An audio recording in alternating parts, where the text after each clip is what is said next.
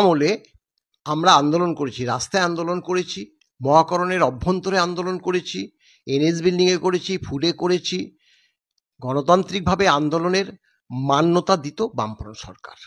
বামফ্রন্ট সরকারের একটা গুণ ছিল, এই আন্দোলন করলে প্রতিহিংসামূলক আচরণ করত না, এবং আন্দোলনের ফলে আমরা বেশ কিছু দাবিও আদায় করেছি।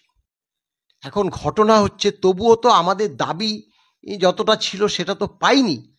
কিন্তু বর্তমান সরকার যে মিথ্যা প্রতিশ্রুতিগুলো দিয়েছিল, তাতে আমরা ভেবেছিলাম সেই সময় যে এই সরকার আসলে, অর্থাৎ তৃণমূল সরকার আসলে আমাদের যে ডিএ, আমাদের বোনাস, আমাদের যে বাড়ি ভাড়া ভাতা, এই সবগুলো পুনরুদ্ধার হবে। কিন্তু সেই ভাবনা যে ভুল ছিল, সেটা বর্তমানে আমরা বুঝতে পেরেছি। এখন ক্ষমতায় আসার পরেই আমরা লক্ষ্য করলাম, আপনারা জানেন যে ক্ষমতায় আসার পর বিভিন্ন ইউনিয়নকে নিয়ে তিনি একটা সভা করেছিলেন।